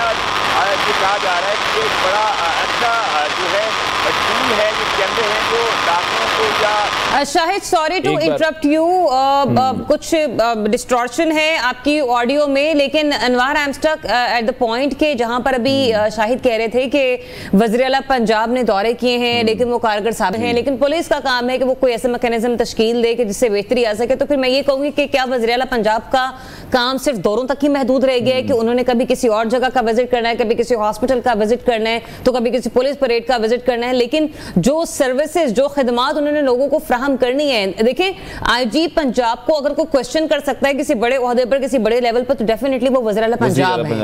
और जब तक वो बेखबर रहेंगी इन तमाम सूरत हाल के पेश नजर, तो फिर मुझे नहीं लगता कि लाहौर में जिस तरीके से मामलात हैं वो उनको सीसीपी लाहौर हैं, ऑब्वियसली जो आईजी पंजाब हैं, ये इन तमाम लोगों का काम है। और सेकेंडली, जब एक फैसिलिटी हमारे पास मौजूद है जिसके जरिए से हम डाकुओं को ट्रेस किया जा सकता है, उसको क्यों नहीं ठीक किया गया, उसको मेंटेन क्यों नहीं किया गया है? शाहिद कंटिन्यू कीजिएगा। जी अनवार, बिल्कुल आप बात कर रहे थे सेफ सिटी कैमरों की कि 65% सेफ सिटी के जो कैमरे हैं वो ख़राब हैं, क्योंकि जिस कंपनी ने ये कैमरे इंस्टॉल किए थे उनका एग्रीमेंट इनके साथ ख़त्म हो गया था। अब जब वो कंपनी के ज़िम्मे था कि इसकी प्रॉपर मेंटेनेंस भी करेंगे, लेकिन उनकी जानिब से डिमांड ऐसी की गई जिसमें रेट्स ज़्यादा थे। इस वजह से ये मामलात जो हैं अभी तक हल मुस्तकिल बुनियादों पर नहीं हो सके। आर्थिक बुनियादों पर कुछ कैमरे ठीक करवाए गए हैं, लेकिन अभी भी एक बड़ी तादाद, जिसमें मैंने आपको तकरीबन 60 से 65% कैमरे दुरुस्त नहीं हैं, जिसकी वजह से ये दुश्वारियां जो है सामने आती हैं कि पुलिस जो है उनको पता नहीं लगता डाकू किस सिम से आए, किससे वारदात की और फरार हो गए। अगर जब ये कैमरे तमाम 8000 चालू होंगे तो पुलिस को इसमें खासी मदद मिलेगी देखने में, डाकुओं की गिरफ्तारी में भी। चूँकि बाज़ औक़ात जो जहाँ पे अगर कोई वारदात हो रही है, जैसे मैंने पहले भी बताया था, फिर आपको बताऊँ कि सेफ सिटी के कैमरे लगे होते हैं, उसके नीचे डाकू जो है बिला खौफ व खतर वारदात कर रहे होते हैं। अगर कोई सेफ सिटी में वो जो उनका नुमाइंदा है जो वॉच कर रहा होता है कैमरे को, वो कैमरे में अगर वारदात किसी जगह हो रही है तो देखकर मुकामी थाना जो है उसकी पुलिस को फौरी तौर पर इत्तला करे तो वो डाकू जो हैं पकड़े भी जा सकते हैं। बड़े डाकू इन्होंने पकड़े भी हैं, लेकिन अक्सर डाकू जो हैं वो पुलिस के पहुंचने से या पुलिस की मौजूदगी में वारदात करने के बाद जो है वो फरार हो जाते हैं। जो सेफ सिटी के कैमरे हैं, एक बार फिर बताऊं कि उनकी बड़ी अफादियत है शहर में क्राइम कंट्रोल करने के हवाले से, लेकिन जब तक ये तमाम कैमरे ठीक नहीं होंगे और पुलिस का जो है खौफ डाकू में नहीं होगा तब तक। शाहिद, जो आप बात बता रहे हैं ना कैमरों के ठीक होने के हवाले से, ये तो बात बिल्कुल ही हम समझ सकते हैं कि जब सरकारी फाइलें होती हैं तो किस तरीके से वो आगे पीछे हो रही होती हैं। एक फाइल को साइन करने के लिए या मामले को हल करने के लिए महीनों गुजर जाते हैं, लेकिन जो शहर लाहौर के वासी हैं वो इस अमन के लिए महीनों इंतजार नहीं कर सकते। उनको फौरी तौर पर रिलीफ चाहिए, उनको फौरी तौर पर सुकून चाहिए। गाड़ियां और बाइक्स चोरी हो रही हैं। जिस स्पीड से हो रही हैं, तो कोई ना कोई गैंग तो है जो सरगर्म है, जो कि लाहौर से बाहर इन गाड़ियों को या बाइक्स को ले जाया जा रहा है, या विद इन लाहौर, क्योंकि बाइक्स के बारे में तो ये कहा जाता है जैसे ही कोई बाइक मतलब किसी से छीनी जाती है तो उसको फौरन से उसको फिर पार्ट्स की सूरत में लाकर सेल कर दिया जाता है। बिल्कुल अनवार, आप बजा फरमा रहे हैं कि अगर बाइक चोरी की बात की जाए तो लाहौर शहर जो है, जिसकी आबादी अब 1.5 करोड़ से शायद, अगर मैं गलत ना हूं तो तजावुज़ कर चुकी है, रोज़ाना की बुनियाद पर जो है 50-55 बाइक्स जो हैं एवरेज वो चोरी हो रही हैं शहर के मुख्तलिफ इलाकों से। अगर बाइक छीनने की बात की जाए तो इनकी भी रेशो जो है बढ़ती चली जा रही है। रोज़ाना की बुनियाद पर 4 से 5 बाइक जो हैं डाकू शहरियों से असला के तौर पर मुख्तलिफ मकामात से छीनते हैं। अगर कार चोरी की बात की जाए तो एवरेज जो है एक कार रोज़ाना की बुनियाद पर चोरी की जा रही है, जिसमें लग्जरी गाड़ियां भी हैं, छोटी से छोटी गाड़ियां भी हैं। जो कार चोर हैं या मोटरसाइकिल चोर हैं, उनको कहीं नई मोटरसाइकिल नज़र आती है किसी शहरी की, तो वो उस पर फौरी तौर पर हाथ साफ करके उसको ले उड़ते हैं। जो कार जो है मोटरसाइकिल चोरी की वारदातें, इसको भी रोकना होगा, इस पर भी पुलिस को फोकस करना होगा। कहा जाता है कि जो पार्किंग स्टैंड हैं, पार्किंग प्लाजे हैं, यहाँ से ज़्यादातर बाइक्स जो हैं वो चोरी होती हैं। चूँकि पार्किंग स्टैंड अगर किसी की बात की जाए, किसी हॉस्पिटल में है या किसी पार्क का है या कोई और है, वहाँ पर बड़ी तादाद में बाइक। लेकिन शाहिद अब ये देखें जो आप नंबर बता रहे हैं बड़ा हैरानकुन है कि 50 से 55 लोग ऐसे हैं जो कि आज के दौर में जब 1.5 से 2 लाख की बाइक ले रहे हैं, जहां पर रोजगार उस तरह से बेहतर नहीं है, उन्हें अपनी बाइक से हाथ धोना पड़ रहा है, जिनकी कुल सवारी ही वही है। तो पुलिस को क्या इन चीजों का इल्म नहीं है? फिर पुलिस आखिर में क्या कर रही है? फिर जब वो लोग थानों में जाते हैं उनके केसेस भी दर्ज नहीं किए जाते। बिल्कुल सही कहा आपने। जो आजकल बाइक है, क्योंकि पेट्रोल की कीमतें भी बढ़ती चली जा रही हैं, हर चीज़ जो है महंगाई का जिन बेकाबू है, आसमानों से बातें कर रहा है। तो गरीब आदमी की जो सवारी है, जो मोटरसाइकिल, अगर सीडी 70 सीसी मोटरसाइकिल की बात की जाए तो आज से 2 साल पहले अगर उसकी कीमत 80-90 हज़ार थी, तो अब वो 1.5 से 2 गुना उसमें इजाफा हो गया है। 1.5 लाख, 2 लाख या बल्कि 2 लाख की इसकी कीमत हो गई होगी। अगर 125 मोटर बाइक है तो इसकी बात की जाए तो ये भी तकरीबन 3.5 लाख के करीब पहुंच चुकी है। जो मोटरसाइकिल चोर हैं उनकी हॉट फेवरेट जो है, जो 125 मोटर बाइक नहीं है, जिसको वो फौरन चोरी करने में 1 मिनट सर्फ नहीं करते, लेके फरार हो जाते हैं। ठीक है शाहिद, आपने हमें तफसीलन अपडेट तो किया, लेकिन मैं फिर ये कहूंगी अनवार, आज से 2 रोज पहले हम एक प्रोटेस्ट दिखा रहे थे अपने व्यूअर्स को, आई गेस में हो रहा था, जिस तरीके से जो कराची की कम्युनिटी है वो सरापा एहतजाज थी। तो अनकरीब बिल्कुल ऐसे ही कुछ मामला लाहौर में भी बर्पा होंगे जब लोग एहतजाज करेंगे, और फिर यही पुलिस होगी जो लोगों को रोक रही होगी, जो कि नाकाबंदी कर रही होगी, उन लोगों को बाहर निकलने नहीं दे रही होगी। लेकिन वेलकम बैक नाजरीन। ए राह हक के शहीदों, वफा की तस्वीरों, तुम्हें वतन की हवाएं सलाम कहती हैं। शोहदाए वतन की आज हम बात करने जा रहे हैं, जिन्होंने अपनी जवानियों को मुल्क पर वार दिया है, मुल्क की सरहदों को अपने खून से सैराब किया है। ये कोई और नहीं है बल्कि हमारे बहादुर सिपाह हैं और दीगर सिक्योरिटी इदारों के जवान हैं, जो कि अपनी भरी जवानी में दुनिया से इस फ़ख्र के साथ रुखसत हुए हैं कि मुल्क व कौम उन पर रश करे। ये शहादत किसी किसी के नसीब में आती है, और हमें सबको ये पूरा यकीन है कि ये यकीनी तौर पर मुंतखब लोग होते हैं। एग्जैक्टली और हमने फिर ये देखा कि कैप्टन सलमान सरवर शहीद भी इन्हीं में से एक हैं, और वो वाकई शेर का दिलो जिगरा रखने वाला एक बहादुर लड़का था। कैप्टन सलमान सरवर 2013 में अंगूर अड्डा चेक पोस्ट पर अपने 3 साथियों के साथ मौजूद थे जब उनका सामना वतन दुश्मनों से हुआ। कैप्टन सलमान सरवर को सीने में 3 गोलियां लगी। खुद संगीन जख्मी होने के बावजूद अपने 3 साथियों को बचाना उनकी अव्वलीन तरजीह रही। 3 गोलियां लगने के बावजूद वो 90 मिनट तक 90 मिनट्स तक किसी का जिंदा रहना और जख्मी हालत में ये मतलब महसूस भी करें तो कैफियत कुछ और हो जाती है। और फिर जामे शहादत इसके बाद उन्होंने नोश किया। कैप्टन सलमान सरवर अपने वालिदैन के इकलौते बेटे थे। जब सानहा 9 मई हुआ और शहदा की यादगारों की बेहुरमती करने वाले बेज़मीर लोगों ने जब खुद को शर्मिंदा किया, तो उस वक्त शहदा के बुरसा पर क्या बीती होगी, आज हम उस पर भी बात करेंगे। क्योंकि कैप्टन सलमान सरवर शहीद के वालिद का कहना है कि हर पाकिस्तानी खून के आंसू रो रहा है। बिल्कुल, शहदा के खानदान एक दूसरे से मिलकर रो रहे हैं कि हमने किसके लिए अपने बच्चों को कुर्बान किया है। ये सब जिसने भी किया है उसे नहीं छोड़ना चाहिए। जो भी उस दिन मॉब मौजूद था, जिस हवाले से कल DGISPR ने भी प्रेस कॉन्फ्रेंस की है, उन्होंने कहा कि 9 मई करने वालों को और करवाने वालों को दोनों को ही हमें सज़ा देनी होगी। तो हमारे साथ कैप्टन शहीद सलमान सरवर के वालिद साहब मौजूद हैं, फॉर्मर SSP हैं इम्तियाज़ सरवर। और जब हमारी पहले भी मेरी इनसे मुलाकात हुई थी और आज भी जब मुलाकात हुई है तो उन्होंने वही जिक्र किया है कि आप मुझे एज ए SSP इंट्रोड्यूस ना करवाएं। मेरे लिए ये फ़ख्र की बात है कि मैं एक शहीद का वालिद हूँ। सर बहुत शुक्रिया आपके वक्त के लिए। साथ ही साथ गुलकारा हैं सायरा ताहिर साहिबा, उन्होंने भी हमें ज्वाइन किया है, उनको भी हम अपने शो में वेलकम कहते हैं। जो औलाद का दुख है यकीनी तौर पर, और जो आपको दुख है वो आप ही जानते हैं, और जिस तरह से आप उस लम्हे को या उस वाक़े को एक प्राउड के तौर पर पेश करते हैं कि आपके बेटे के नाम से आपको मंसूब किया जाए, ये भी किसी बेटे को ही ये फ़ख्र नसीब होता है। जब भी कोई वो वाक़या आपको याद आता होगा, और साथ ही साथ जब हमने देखा कि पिछले साल एक बड़ा ही अफसोसनाक वाक़या पेश आया जिसने तमाम जो शोहदा की फैमिलीज़ हैं उनको भी झंझोड़ कर रख दिया कि आखिर में जो हमारे बच्चों ने शहादतें दी हैं वो क्या ऐसे लोगों के लिए दी हैं? फर्स्ट ऑफ ऑल तो thank you very much having me here sir. हम ना शोहदा की फैमिलीज़ ना 2 फेज़ में, ये 9 मई को दूसरा फेज़ हमारा हुआ था जी। एक फेज़ था कि जब हमने अपने बच्चे फ़ख्र के साथ कुर्बान किए और उनको फ्लैग में लिपटे हुए हमने उनको रिसीव किया, मट्टी में उतारा जी। हम सारे वालिदैन ने अपने अपने बच्चों को जो उनके लाउड वन थे उनको सल्यूट करके इस मट्टी के हवाले किया। वो था एक फ़ख्र वाला मोमेंट अपने मुल्क के लिए, अपनी कौम के लिए जान देना, इससे बढ़ के कोई और सादत ही नहीं है।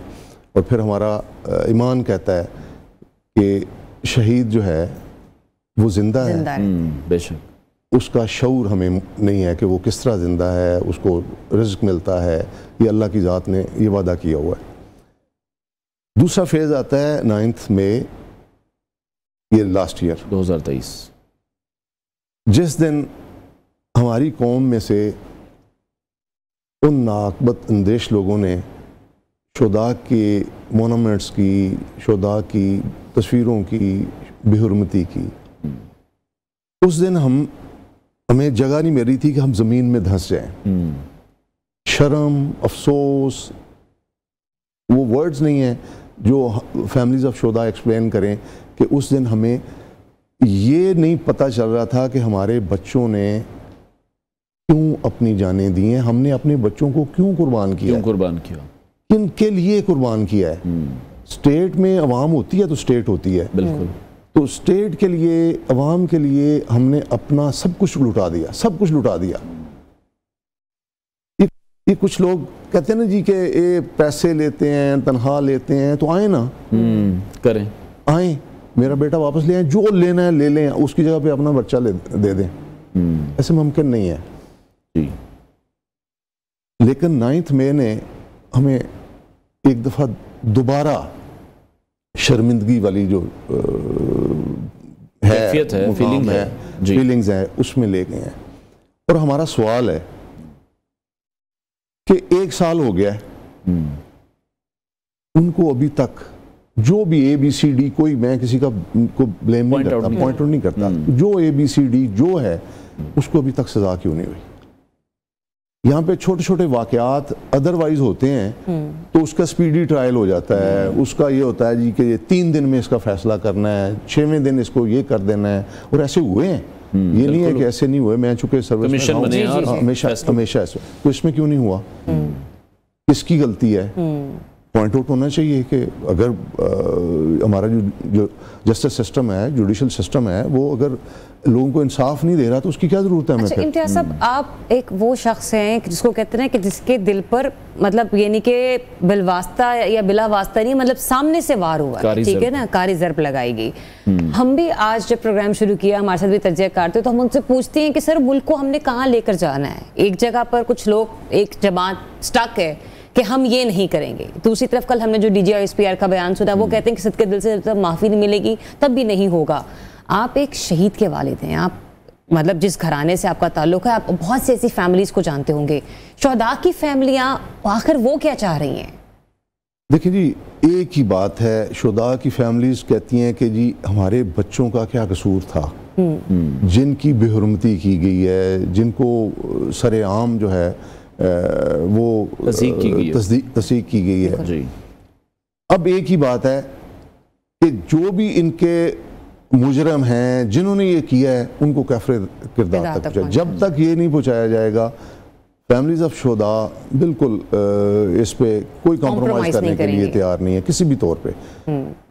ये माफ़ी देना ना देना ये हमारा इख्तियार नहीं है। हमारा सिर्फ ये है कि जी हमारे बच्चों के साथ, शुहदा के साथ जिन्होंने इस तरह का रवैया इख्तियार किया है, उनके खिलाफ फौरी एक्शन होना चाहिए। साहिरा साहिबा, अब तमाम हमने देखा जब पिछले साल 9 मई का ये वाक़या रूनुमा हुआ, बड़ा अनफॉर्चुनेट था। फिर तमाम हलकों की जानिब से इसकी मजम्मत भी की गई है, जो हमारी आर्टिस्ट बरादरी है उन्होंने भी इसकी मजम्मत की है। आपकी पर्सनल राय इस हवाले से क्या है कि जितना अनफॉर्चुनेट ये वाक़या था, तमाम जो हमारे सिंगर्स हैं, हमारे एक्टर्स हैं, सेलिब्रिटीज़ हैं, उन्होंने भी इसको कंडेम किया था। तो जो ये वाक़या हुआ, कल इसको 1 साल होने वाला है, जिस तरह से इम्तियाज़ साहब भी ये कह रहे हैं कि 1 साल गुजर चुका है और अभी तक इस पर फैसला नहीं हुआ। जब इन तमाम चीज़ों में डिले आता है तो फिर लोगों को शकूक व शुबहात बढ़ जाते हैं।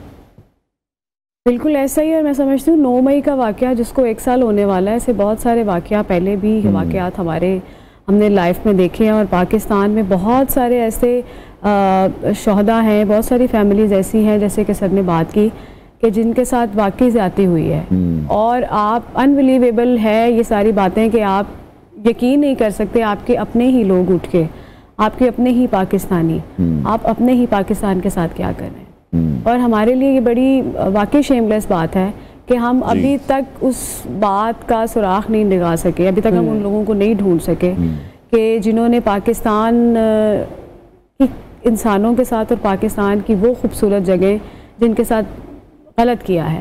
और मैं समझती हूँ कि जो हमारी आर्टिस्ट बरादरी है, उन्होंने अपने बहुत सारे मिली नगमों की लिहाज से, और फिर बहुत सारी ऐसे प्रोग्राम जहाँ पे उन्होंने बात करके भी अपना ये इजहार किया है कि ये तकलीफ़ जैसे बाकी सारे पाकिस्तानियों की है, बीइंग आर्टिस्ट भी और पाकिस्तानी, तो हमारे लिए भी बहुत तकलीफ़ की बात है। और हम हमेशा इस बात की मजम्मत करते हैं कि बीइंग पाकिस्तानी, चलें आप कोई भी दुश्मन है आपका, आप पाकिस्तान और इंसान से तो प्यार करें ना। जब आप ये सोचेंगे कि पाकिस्तान हमारा मुल्क है और पाकिस्तान से हमें प्यार करना है, और पाकिस्तान में रहने वाले जो इंसान हैं, तो इंसान तो अल्लाह ने बनाया, तो सबसे पहला जो आप किसी को प्यार करते हैं वो इंसानियत है।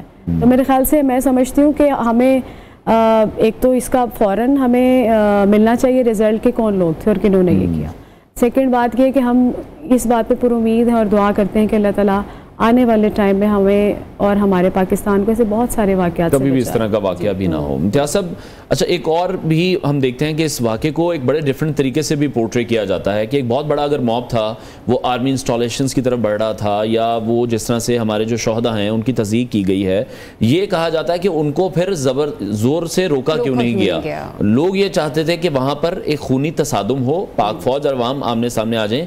इस नैरेटिव को आप कितना गलत देख रहे हैं, जो कि बिल्डअप किया गया और ये कहा गया कि पहले ये जवान कहाँ मौजूद थे, इन्होंने लोगों को रोका क्यों नहीं है, क्योंकि अगर वो इस तरह के किसी भी मॉब को रोकने की कोशिश करते तो फिर तो तसादुम ही होता। पाक फौज ने तो बड़े सब्र तहम्मुल से काम किया। देखिए जी, क्वेश्चन तो हर किसी चीज़ के मुतल्लिक लोग बना सकते हैं, राइज कर सकते हैं। अब ये जो उस वक्त की एडमिनिस्ट्रेशन है, इसका इस सवाल का जवाब तो वो देंगे, पर इसको नेगेटिवली प्रोपेगेंडा बनाया जा रहा है। अब ऑब्वियसली हमारे पास अभी जो टूल आया हुआ ना सोशल मीडिया, इस पे हर बंदे की अपनी मर्जी होती है कि वो क्या सोच रहा है, क्या कह रहा है। उसके लिए कोई SOP नहीं है, कोई हदूदो क़यूद नहीं है, रूल्स नहीं है, वो हर बंदे की अपनी मर्जी है। अब उस मर्जी को तो हम मॉनिटर नहीं कर सकते। जो लॉ इन्फोर्समेंट एजेंसीज हैं, ये उनका काम है उसका जवाब देना, और उन्होंने दिया भी है कितनी जगहों पे जी। अब उस वक्त क्या सिचुएशन थी ये वो बेहतर बता सकते हैं, क्योंकि मैं तो उसको फॉलो नहीं किया था उस वक्त। लेकिन हम अवॉइड करते हैं ब्लड शेड को। मैं अपनी सर्विस के दौरान भी कितनी दफ़ा ऐसे हुआ है कि जब लोग ज़्यादा होते हैं तो हमारे पास यूज़ ऑफ पावर जो है वो उसका रिजल्ट बड़ा डेंजरस होता है। बिल्कुल ऐसे। तो उस रिजल्ट से बचने के लिए, उसको अवॉइड करने के लिए हम रिट्रीव कर जाते हैं, हम पीछे हो जाते हैं ताकि ये अवाम का गुस्सा ठंडा हो जाए, अवाम का गुस्सा ठंडा हो जाए। तो मे भी ऐसा ही होगा उस वक्त भी, क्योंकि अगर इतने लोगों को उस वक्त अगर किया जाता, ताकत से रोका जाता तो डेफिनेटली मॉब चार्ज था, क्योंकि दोनों तरफ कुव्वतें हैं ना, और जब उन दोनों का आपस में मिलाप होगा तो फिर तसादुम ही होगा, खाना जंगी ही होगी। आज हम इस तरह देख रहे हैं, अगर खुदा न खासा ऐसे होता तो हम किसी और फिर उसको नेगेटिव ही प्रोपेगेट किया जाता है। जिस तरह से आपके भी रिजर्वेशंस हैं और भी शोहदा की फैमिलीज हैं, उनके रिजर्वेशंस हैं, इट्स बीन अ ईयर, इस पर फैसला नहीं किया गया। कल डीजी ISPR ने भी बड़ा इस पर क्लियरली बयान भी दिया है कि जो भी लोग इसमें मुलव्विस हैं और करवाने वाले करने वाले दोनों को ही सजा देनी होगी। अब आप होपफुल हैं कि जल्दी ही इसका कोई फैसला सामने आएगा, और आना भी चाहिए? देखो जी, आना तो चाहिए बिल्कुल, लेकिन अभी तक सॉरी टू से मैं तो तसल्ली नहीं है, बिल्कुल नहीं हूँ, क्योंकि उस डायरेक्शन में अभी तक चलने नहीं दिया गया। देखें, फैसला करने के लिए उसके जो रूल्स एंड रेगुलेशंस हैं उनको फॉलो किया जाता है, उधर लेके जाया जाता है, कोर्ट्स में उसकी प्रोसीडिंग्स होती हैं। ये तो नहीं है कि वो स्टे के बाद रुक जाए चीज़ें और फिर अपनी मर्जी के साथ उसको ज़्यादा पॉलिटिसाइज है ये मामला। आप फॉर्मर SSP रहे हैं, तो आपको क्या लगता है कि किन बुनियादों पर इन केसेस का ट्रायल होना चाहिए? क्योंकि जिस तरीके से अदलिया की तरफ से भी कुछ रिमार्क्स आ रहे हैं, ऐसे लगता है कि कुछ मामलात में हमारे जो कोर्ट्स हैं वो भी बैठी हुई हैं, उनके जो नजरिए हैं वो बटे हुए हैं। ऐसे में इतने हसास मुकदमात के जो फैसले हैं वो करना किस कदर मुश्किल हो जाएगा? देखिए जी, स्पीडी ट्रायल्स की हमारी हिस्ट्री है। छोटे छोटे जराइम में भी स्पीडी ट्रायल्स जो हैं, समरी ट्रायल्स जो हैं वो हुए हैं। तो ये तो इतना बड़ा वाकया है, इसका क्यों नहीं स्पीडी ट्रायल्स होता? CCTV फुटेजेस मौजूद हैं, सब कुछ मौजूद है, उसको प्रेजेंट करें और स्पीडी ट्रायल हो। मिलिट्री कोर्ट्स इस पे बनी है, पार्लियामेंट ने मिलिट्री कोर्ट्स बनाई थी, उसके मुताबिक ये इसको आगे चलना चाहिए। अगर ये लोग कहते हैं कि सजा गलत देंगे तो उसके लिए आगे फोरम मौजूद है, हाई कोर्ट है, सुप्रीम कोर्ट है, उसमें उसकी अपीलें जा सकती हैं। वहाँ पे जैसे दूसरे कोर्ट से किसी को सजा गलत होती है तो यहीं पर कोई सियासी केस हो तो हम देखते हैं कि फौरी तौर पर जेल की सलाखों के पीछे और जो भी होते दूसरी पार्टी के किसी के हक में तो किसी के खिलाफ फैसले आ जाते हैं। लेकिन इस पर भी अगर उस तरीके से स्पीडी ट्रायल हो जाए तो बहुत से जो शहदा हैं, शायद उनके दिलों, उनके जो वालिदैन हैं, उनके जो लवाहिकीन हैं, उनके दिलों को जो इत्मीनान, एक सुकून मैसर होगा, वो बहुत बड़ी बात है। इसमें मैं एक थोड़ा सा सॉरी ऐड कर दूं कि चलें, हमें तो इसका सुकून मिलेगा, लेकिन जो आगे हमारे सरहदों पे लोग या सरहदों के अंदर जो यूनिफॉर्म वाले लोगों की जानो माल के लिए अपनी जाने देना चाह रहे हैं या दे रहे हैं, उनका मोराल कितना हाई होगा कि यार हमें इंसाफ मिलेगा। जब वो पहले वालों को देखेंगे तो इंसाफ नहीं मिलेगा तो उनको तो डिमोरलाइज कर दिया आपने। ठीक है, और जिस तरह से रिजर्वेशन तो ऑब्वियसली तमाम लोगों को भी मौजूद हैं, जैसे मैंने पहले भी कहा कि मामला अभी भी पॉलिटिसाइज ही है, और बहुत से हल्के यही कहते हैं कि अगर इसी तरह से मामला चलते रहे और यही रवैया रहा तो जो माफ़ी तलाफ़ी है वो करके भी इस मामले को ख़त्म किया जा सकता है। ऑब्वियसली वो justice delayed and justice denied. अब बात यह है कि अगर इसको जल्दी इसका इंसाफ नहीं करेंगे तो उसका यही मतलब है कि with the passage of time जो है वो आप वेव कर देंगे लोगों की मेमोरी से कि नहीं ये ऐसे नहीं, लेकिन हम नहीं होने देंगे। ये मतलब क्लियर कर दूं मैं कि फैमिलीज ऑफ शुदा इसको नहीं माफ़ कर सकते, ना इसको भूलने देंगे। हमारे बच्चों का खून गया है इस मट्टी में, हम कैसे भूल सकते हैं इसको? बिल्कुल नहीं, इम्तियाज़ साहब, मतलब सैल्यूट है आप जैसे तमाम वालिदैन को, उन माओं को जो कि डेफिनेटली प्रोग्राम देख रही होंगी, सुन रही होंगी, और सिर्फ एक कैप्टन शहीद सलमान सरवर नहीं है, ऐसे हजारों कैप्टन शहीद सलमान सरवर के वालिद होंगे जो कि घर में बैठ के शायद हमारे प्रोग्राम देख रहे होंगे, जो कल का रोज़ है एक बार फिर से उनके जख्म जो हैं वो ताज़ा हो जाएंगे। तो जिस पर गुजरते हुए कहते हैं जिस तन लागे वो तन जाने, तो ये वाला मामला है। हम तो शायद सिर्फ ज़बानी अपने अल्फाज का इजहार कर सकते हैं, लेकिन जिस पर बीतती है ना, पता उसको चलता है। और ऐसे में जो आप बीती होती है उसको सायरा आपने अपने अल्फाज का जो रूप दिया है, जो नगमा आपने गाया शहदा के लिए, उनके लवाहिकीन के लिए, जो ट्रिब्यूट आपने पेश किया, डेफिनेटली वो लायक तहसीन है। तो हमारी तो गुजारिश है आपसे कि हमारे सामने भी गुनगुनाएं। ठीक है।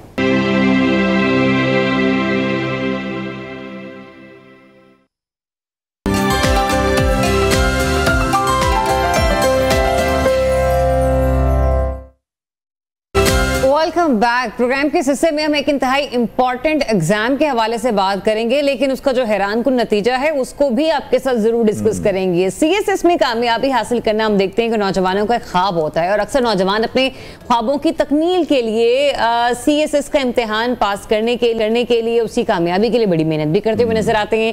लेकिन इस कामयाबी हासिल करने वाले उम्मीदवारों का ऐलान तो हो चुका है और इस दफा एक गैर मामूली वाकया भी पेश आया है। मियां बीवी ने एक साथ सीएसएस का इम्तिहान पास किया है। जी हाँ, हुज़ैफा औरंगजेब ने एक्सपर्ट ट्वीट की कि अल्हम्दुलिल्लाह मैंने और मेरी बीवी ने मिलकर एक ख्वाब देखा था जिसमें हम एक साथ कामयाब हुए हैं और अल्हम्दुलिल्लाह मैंने और मेरी बीवी ने सीएसएस 2023 के इम्तिहानात में कामयाबी हासिल कर ली है। तो हुज़ैफा औरंगजेब और डॉक्टर हाजरा नियाज ये दोनों मियां बीवी हैं जिन्होंने कामयाबी समेटी और आज वो हमारे साथ प्रोग्राम का हिस्सा। बहुत मुबारकबाद आप दोनों को। सबसे पहले तो हम यही जानना चाहेंगे कि रिजल्ट किसने देखा और आपको जब पता कि दोनों को ही कामयाबी मिली है तो फिर कैसा वो मोमेंट था, कैसी फीलिंग्स थी? अस्सलाम वालेकुम। Thank you so much for having us और थैंक यू रिजल्ट के लिए भी। रिजल्ट इस तरह है कि यूजुअली रिजल्ट वीकडेज में आता है और मंडे टू फ्राइडे जो होता है एफपीएससी के वर्किंग डेज होते हैं। तो इस दफ़ा अनयूजुअली एक बात ये हुई कि रिजल्ट सैटरडे वाले दिन आ गया, which is a holiday there. तो हम एक्सपेक्ट नहीं कर रहे थे कि आज रिजल्ट आएगा। तो ऑल ऑफ द सडन हमारा एक ग्रुप है क्वालिफायर्स का, उसमें मैसेज आया कि रिजल्ट आ गया और वो पीडीएफ वाली फाइल आ गई। तो फिर वो चेक किया तो आई वाज अमेज्ड कि हम दोनों की एलोकेशन हो गई थी और हाजरा उस वक्त मेरे करीब नहीं थी। तो फिर मैं इनको कॉल करता रहा बट ये कॉल रिसीव नहीं कर रही थी, she was sleeping probably. Then मेरी इनके फादर से बात हुई, बाकी अपने फैमिली मेम्बर्स को इन्फॉर्म किया, सारे बहुत खुश थे अल्हम्दुलिल्लाह। तो ये थोड़ी सी स्टोरी है रिजल्ट आने की। ठीक है, तो आज अभी सवाल एक हमें कहा गया आपसे पूछने के लिए कि आजकल के टाइम में तो हम देखते हैं और हाजरा इसका बेहतर शायद जवाब देंगी कि मियां बीवी हमें लड़ते दिखाई देते हैं। हाँ। आप एक साथ पढ़ते दिखाई देते थे। ठीक है, तो ऐसे है कि मेरे फादर ना मुझे बहुत शुरू से कहते थे कि बच्चे एक पावर कपल वो होता है जिनके गोल्स, जिनकी मोटिवेशंस और जिनकी journeys to achieve those goals aligned होती हैं, कॉमन होती हैं। तो हमने हमारी मतलब मैं सेकेंड ईयर एमबीबीएस में थी, हुज़ैफा थर्ड ईयर एमबीबीएस में थे, उस वक्त हमारी इंगेजमेंट हुई थी।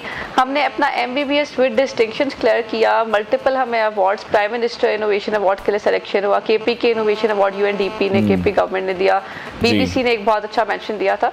फिर हम एक इंटरनेशनली अपनी एनजीओ चला रहे हैं, तो वो सब हमने मिलके किया है उस रिश्ते के बनने के बाद। फिर सीएसएस भी हम मिलके ना एक दूसरे को फैसिलिटेट करते रहे, नोट्स मेकिंग में, आउटलाइन चेक करना। कभी ये झगड़े और इस तरह की पॉलिटिक्स इन चीज़ों में हम पढ़े ही नहीं है और अब आप देख लें कि उसका रिजल्ट भी फ्रूटफुल है। तो ये एक चीज़ ना, ये चीज़ें आपको सिर्फ ख़राब करती हैं। आप ये इस चीज़ को, इस पार्टनरशिप को आप अपने लिए स्ट्रेंथ भी बना सकते हो और वीकनेस भी, इट्स अप टू यू। तो ये वेरी गुड मैसेज। ये फैसला किसका था, ये डिसीजन किसका था कि सीएसएस करना है? This was more of a mutual decision. इस तरह हुआ कि हमारी स्कूलिंग अच्छे स्कूल्स में हुई थी and then we went to Ayub medical college. तो वहाँ पे हमें एक चीज़ जो फील हुई थी कि वहाँ पे सोसाइटीज़ वगैरह ऐसे नहीं थी जिस या फिर एक्स्ट्रा करिकुलर जो एक्टिविटीज़ होती हैं स्टूडेंट्स के लिए, and both of us we were very much into that since our school life. तो हमने मिल के वहाँ पे एक सोसाइटी बनाई थी, कुछ हमारे और भी कलीग्स थे, हम दोनों थे, अयूबियन लिटरेरी एंड आर्ट फोरम। तो वहाँ पे हमने काम किया, फिर उस सोसाइटी में एज अ प्रेसिडेंट भी काम किया, फिर सोशल वर्क के डिफरेंट प्रोजेक्ट्स में हम अयूब मेडिकल कॉलेज में स्टार्ट से ही इन्वॉल्व थे डिफरेंट ऑर्गेनाइजेशंस के साथ। देन ऐसे हुआ कि जब कोविड आया तो दैट वाज लाइफ चेंजिंग और उसमें मैंने अयूब मेडिकल कॉलेज में, अयूब जो टीचिंग हॉस्पिटल है हमारा, मैं कोविड रिस्पांस टीम का पार्ट था। तो वहाँ पे ये रियलाइज़ हुआ कि अगर आप पॉलिसी मेकिंग की जगह पे होते हैं या मैनेजमेंट वाली पोजीशंस पे होते हैं तो आपका जो इम्पैक्ट होता है वो आप ज़्यादा क्रिएट कर सकते हैं as compared to being a clinician.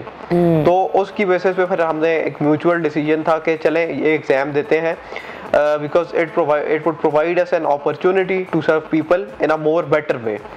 बिल्कुल ऐसे। अच्छा हाजरा, तो फिर ये बताइए कि दोनों के जब इंटरव्यूज हुए हैं तो आप लोगों ने मतलब आपकी सिलेक्शन किन किन डिपार्टमेंट्स में हुई है, कुछ इस बारे में भी हमें गाइड कीजिएगा। मैम अल्हम्दुलिल्लाह हमारा बड़ा अच्छा कॉम्बिनेशन बन गया है। हुज़ैफा की पुलिस सर्विस ऑफ पाकिस्तान में हुई है, ये इंशाल्लाह एक ASP बनेंगे, और मैं जो हूँ मेरी इनलैंड रेवेन्यू में हुई है और मैं इंशाल्लाह असिस्टेंट कमिश्नर कलेक्टर होंगी। तो अब हमारा ये है कि ये देखें पाकिस्तान के दो बड़े मसले हैं ना इस वक्त, एक सिक्योरिटी का बहुत बड़ा चैलेंज है और दूसरा रेवेन्यू कलेक्शन का, कि हमें डेट के ऊपर एक्सटर्नल फिर फंडिंग हमें मांगनी पड़ती है कुछ ना कुछ। तो अब हम ऐसे डिपार्टमेंट्स पे आ गए ना कि हुज़ैफा सिक्योरिटी इंश्योर कराएंगे, पीस इंश्योर कराएंगे, क्राइम खत्म करेंगे, और मैं प्रॉस्पेरिटी इंश्योर कराऊंगी रेवेन्यू कलेक्शन इंश्योर करके। तो पीस प्रॉस्पेरिटी जो है ना वो अब आप लोग हम पे छोड़ सकते हैं जिधर भी हमारी एलोकेशन। जो कॉम्बिनेशन आप बता रही हैं वो बहुत ही अच्छा है, बड़ा हेल्दी कॉम्बिनेशन है पाकिस्तान की इकोनॉमी के लिए भी और पाकिस्तान की पीस एंड प्रॉस्पेरिटी के लिए भी। दूसरा ये भी कि जब आप लोग तैयारी कर रहे होते थे तो सबसे ज्यादा टिप्स कौन किसको देता था और नोट्स मेकिंग में कौन सबसे आगे होता था? मैम हमने ना सब कुछ अल्हम्दुलिल्लाह, ये मैं आपको कह रही हूँ ना कि ये इतनी एक अच्छी हेल्दी और फ्रूटफुल ये हमारी पार्टनरशिप थी कि नोट्स भी हमने मिलके बनाए, हमने एक दूसरे की इवैल्यूएशंस भी खुद की हैं, एक दूसरे के मेंटोर्स भी हम ही थे। इवन जब इंटरव्यू था तो हम एक दूसरे के मॉक्स लेते थे प्रॉपर बैठ के ना। हुज़ैफा कभी मेरे हॉस्पिटल आ जाते थे, हम उधर बैठ के, जब मुझे टाइम ब्रेक में मिलता था ना तो प्रॉपर वो एक सीट पे बैठ के एक इंटरव्यूअर की तरह मुझे इंटरव्यू करते थे, फिर मैं उन्हें हम वो रिकॉर्ड करते थे। तो पूरी जर्नी मतलब अगर हम साथ ना होते तो शायद आज हम में से कोई एक भी इस जगह ना बैठा होता। तो मतलब बचपन में तो हम टीचर खेलते थे, आप लोग बड़े होकर भी आपस में खेल रहे होते थे। हाँ बहुत खेला है। ठीक है, और जो आपके फ्रेंड सर्कल है या फैमिली है उनका क्या रिस्पांस था, उनका इस हवाले से क्या कहना था, क्योंकि जो मुबारकबादों का सिलसिला है वो तो अभी भी जारी होगा? बिल्कुल ऐसे ही है, पिछले कुछ दिन बहुत ओवरवेलमिंग थे और बहुत सारे लोग कांटेक्ट कर रहे हैं, डिफरेंट सोशल मीडिया प्लेटफॉर्म में बहुत सारे लोग कांटेक्ट कर रहे हैं और हम अपनी तरफ से पूरी कोशिश। ठीक है, हुज़ैफा हमारे साथ ही मौजूद रहेगा। हमें नाज़िम खबर शेयर करनी है। बुशरा बीबी की बनी गाला सब जेल से अडियाला जेल मुंतकली की जो दरख्वास्त है वो अब मंजूर कर ली गई है और इस्लामाबाद हाई कोर्ट ने बुशरा बीबी को बनी गाला सब जेल से अडियाला जेल मुंतकिल करने का हुक्म दे दिया है। इस्लामाबाद हाई कोर्ट के जस्टिस मियां गुल हसन औरंगजेब ने महफूज शुदा फैसला सुना दिया है। बिल्कुल, ये महफूज शुदा फैसला आज सुना दिया गया है। बुशरा बीबी की बनी गाला सब जेल से अडियाला जेल मुंतकली की दरख्वास्त को मंजूर कर लिया गया है और इस्लामाबाद हाई कोर्ट ने बुशरा बीबी को बनी गाला सब जेल से अडियाला जेल मुंतकिल करने के अहकामात भी जारी कर दिए हैं। इस्लामाबाद हाई कोर्ट के जस्टिस मियां गुल हसन औरंगजेब ने महफूज शुदा फैसला सुनाया है। याद रहे कि पाकिस्तान तहरीक इंसाफ के वकला की जानिब से ये दरख्वास्त दायर की गई थी जिसमें बुशरा बीबी का ये मौक़िफ़ था कि उन्हें बनी गाला सब जेल से अडियाला जेल मुंतकिल किया जाए। हमारे नुमाइंदे ज़िशान सैयद हमारे साथ मौजूद हैं, मजीद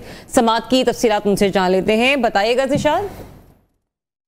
बानी पीटीआई के अहलिया बुशरा बीबी को तकरीबन 3 माह और 7 दिन बाद जो है उनकी दरख्वास्त पर यह फैसला हुआ। इस्लामाबाद हाई कोर्ट ने बनी गाला सब जेल का जो चीफ कमिश्नर का नोटिफिकेशन था वो कलअदम करार दे दिया और बुशरा बीबी को अडियाला जेल मुंतकिली के अहकामात जारी कर दिए। इस्लामाबाद हाई कोर्ट के जस्टिस मियां गुल हसन औरंगजेब ने आज महफूज शुदा फैसला सुनाते हुए 2 हफ्तों के अंदर अंदर बुशरा बीबी को बनी गाला सब जेल से अडियाला जेल मुंतकिली के अहकामात जारी कर दिए। याद रहे कि 31 जनवरी 2024 को बुशरा बीबी को तोशाखाना केस में सजा सुनाने के बाद गिरफ्तार किया गया था और अडियाला जेल की बजाय वहां पे उनको बनीगाला उनकी रिहाइश गाह पर जो है वो सब जेल हाउस अरेस्ट रखा गया था और बुशरा बीबी ने बनीगाला में सब जेल करार देने के उस फैसले के खिलाफ जो है इस्लामाबाद हाई कोर्ट में दरख्वास्त दायर की थी और इस्लामाबाद हाई कोर्ट ने आज महफूज शुदा फैसला सुनाते हुए चीफ कमिश्नर का वो नोटिफिकेशन कलअदम करार देते हुए बुशरा बीबी को अडियाला जेल मुंतकिली के अहकामात जारी कर दिए। जी ठीक है, बहुत शुक्रिया। हमारे कॉरेस्पॉन्डेंट ज़िशान सैयद हमें अपडेट कर रहे थे। इस्लामाबाद हाई कोर्ट का बुशरा बीबी को बनी गाला से अडियाला जेल मुंतकिल करने का हुक्म इस वक्त सामने आ चुका है। एक बार फिर से हम बात करेंगे डॉक्टर हुज़ैफा से। हुज़ैफा, यही मैं आपसे पूछ रहा था कि जिस तरह से आपका फ्रेंड सर्कल है, फैमिली है, उनके लिए भी ये सरप्राइज था या सबको पहले से ही पता था इस चीज़ के हवाले से?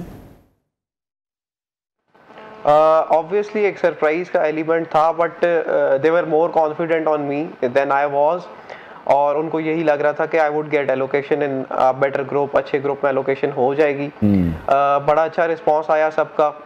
घर पे आ गए थे जो क्लोज फ्रेंड्स थे, जो क्लोज रिलेटिव्स थे, वो सारे सोशल मीडिया पे बड़ा फ्लड हुआ है सब कुछ और बड़े लोगों ने अप्रोच किया है, कमेंट किया है, लाइक किया है। हम कोशिश कर रहे हैं कि लोगों को रिस्पॉन्ड करें बट ऑब्वियसली ह्यूमनली कुछ चीज़ें पॉसिबल भी नहीं होती।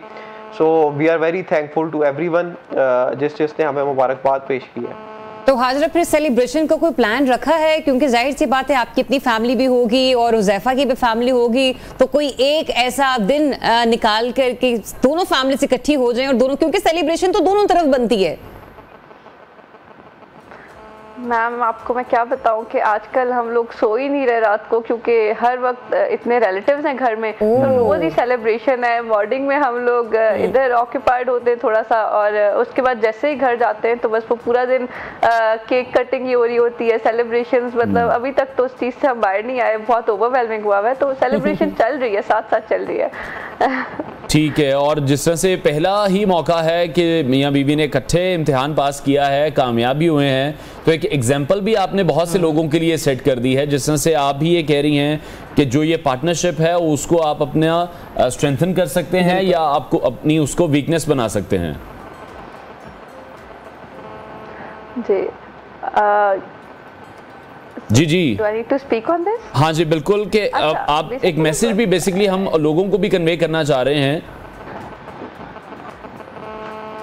ठीक है, मैं यही इसमें कहना चाहूँगी कि देखें पार्टनरशिप्स ना, आप अगर मैं लड़कियों के लिए यहाँ पे मैसेज देना चाहूँ ना, तो वो ये है कि आपकी ज़िंदगी में जो आपके रिश्ते होते हैं ना, एक तो your personal and professional life they should be segregated, मगर पर्सनल लाइफ में जो आपके रिश्ते होते हैं वो इसीलिए होते हैं कि वो आपको स्ट्रेंथन करें, जो आपके पर है ना उड़ने के लिए, उनको काटे नहीं बल्कि उनमें और वजन डालें ताकि आप ऊंचे से ऊंची परवाज ले सको। हम ये करते हैं कि हम अपने कुछ राइट्स नहीं पहचानते, हम अपनी जगह नहीं पहचानते, हमें ये नहीं पता होता कि हमें कहाँ होना चाहिए और हम कहाँ होना चाहते हैं। हम कुछ चीज़ें बगैर किसी के कहे खुद से ना खुद पे इम्पोज कर लेते हैं, खुद से मान लेते हैं, खुद से सैक्रिफाइस कर देते हैं बगैर उनके लिए कोई कोशिश किए।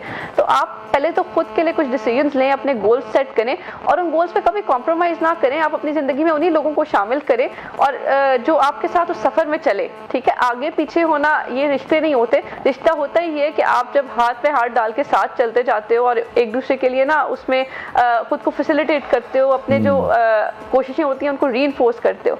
तो हमारा भी ये सफ़र ऐसे ही था, इसीलिए आसान भी था। और अभी आज तो ये आप लोग जो देख रहे हैं ना, ये एक डेस्टिनेशन है, बिल्कुल मैं कहूँगी कि सफ़र खूबसूरत था मंजिल से ज़्यादा। अच्छा, तो हुज़ैफा हमने देखा है कि बड़ा कॉम्प्रोमाइज़ करना पड़ता है अमूमन जब हमारे यहाँ बच्चों के OA लेवल्स के पेपर हो रहे होते हैं, मैट्रिक के एग्जाम्स हो रहे होते हैं, बच्चे हों या बच्चियाँ, घर वाले ना बड़ा उनको पैम्पर्ड करके रख रहे होते हैं कि आप तुम ये काम ना करो, तुम दही लेने ना जाओ, तुम घर में ये ना करो, तुम आज खाना बनाना छोड़ दो, पेपर्स पे हाँ ध्यान दो। तो जब आप दोनों के ही एग्जाम्स चल रहे थे तो उस वक्त कौन किस हद तक कोऑपरेट करता हुआ नजर आता था? मतलब कभी ऐसा भी हुआ है कि आपने खुद से कभी नाश्ता बना लिया हो या फिर हाजरा के लिए चाय खुद बनाकर आप लेकर आ रहे हो? बिल्कुल इस तरह होता है कि इसमें तो कोऑपरेशन का एलिमेंट, रिस्पेक्ट का एलिमेंट बहुत ज़्यादा इंपॉर्टेंट होता है।